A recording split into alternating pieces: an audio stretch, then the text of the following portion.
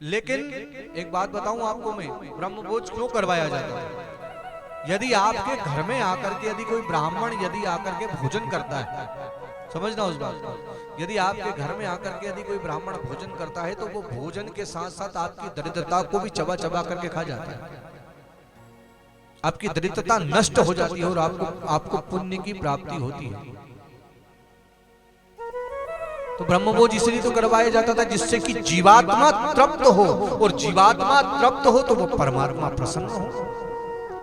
तो एक बात बताओ, यदि हम सबको नहीं भोजन करा सकते, ठीक है, आप ये उपाय करो तो ये उस उपाय से भी आप कई जीवात्माओं को तृप्त कर दोगे। क्यों? क्योंकि चींटी में भी जीवात्मा है, चींटी में भी जीव है कि नहीं है, बताओ। तो वो जैसे जैसे चुन खाएगी वैसे वैसे आपकी दरिद्रता नष्ट हो जाएगी और आपको लक्ष्मी की प्राप्ति हो जाएगी। अच्छा, एक चीज और बताऊं आप लोगों को, थोड़ा सा आज बता ही दूं। सब कहते हैं घर के अंदर यदि ब्राह्मण आए आपके, देखो सबसे पहली बात तो एक बात बताऊं, ब्राह्मण निंदा कभी नहीं करना।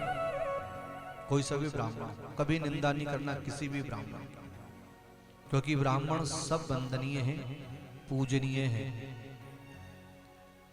सबसे ज्यादा यदि वो देवादिदेव महादेव प्रसन्न होते हैं, यदि विष्णु प्रसन्न होते हैं, यदि नारायण प्रसन्न होते हैं, यदि भोले बाबा प्रसन्न होते हैं, तो किस बात से? जो व्यक्ति ब्राह्मण पूजन करता है और श्रद्धा से और निष्ठा से पूजन करता है, उससे सबसे ज्यादा प्रसन्न होते हैं। ब्राह्मण को इस पृथ्वी का भूदेवता कहा गया है। ब्राह्मण कोई भी हो, चाहे कैसा ही हो, कहते हैं पूजिए विप्र सकल गुणहीन। सारे गुणों से हीन भी यदि ब्राह्मण है तो उसकी निंदा नहीं करना कभी। आपके घर में यदि वो ब्राह्मण यदि आकर के यदि भोजन करता है तो भोजन करने के बाद, वो भोजन करने के बाद आप उसको दक्षिणा अवश्य दिया करो। चाहे वो भले चाहे 1.25 रुपया दो, लेकिन दो और तिलक लगा के दो। क्यों? क्योंकि वो भोजन उस परम पिता परमेश्वर के मुख में तभी जाएगा। कहते हैं ना, अपन को यहाँ से मनी ऑर्डर यदि भेजना है डाक के माध्यम से कहीं बाहर, तो डाकघर वाले लेते कि नहीं लेते ऊपर, जैसे 5000 ही भेजना है तो 5000 पे 50 रुपए तो वो लेंगे।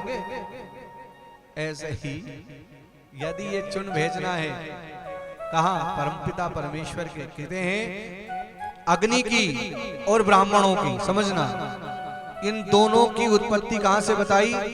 भगवान महाविष्णु के मुखारविंद से बताई। वेद हमारा कहता है ब्राह्मणोश मुखमासीद बाहु राजन्यकृतः ऊरु तदस्य जद्वेषां पदव्याम गुम शूद्रो अजायता।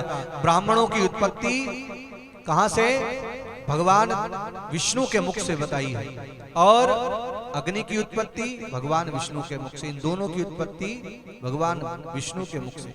तो भगवान भोग कैसे आरोपते हैं? भगवान दो तरह से भोग आरोपते हैं।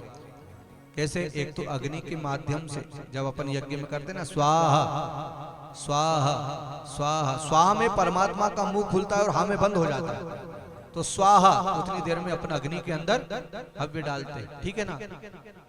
यदि अग्नि के माध्यम से उस परम पिता परमेश्वर को यदि भोग लगा रहे हो तो आवाज आनी चाहिए स्वाहा। और यदि ब्राह्मण यदि आपके घर के अंदर भोजन कर रहा है तो उसके मुख से आवाज आनी चाहिए आहा।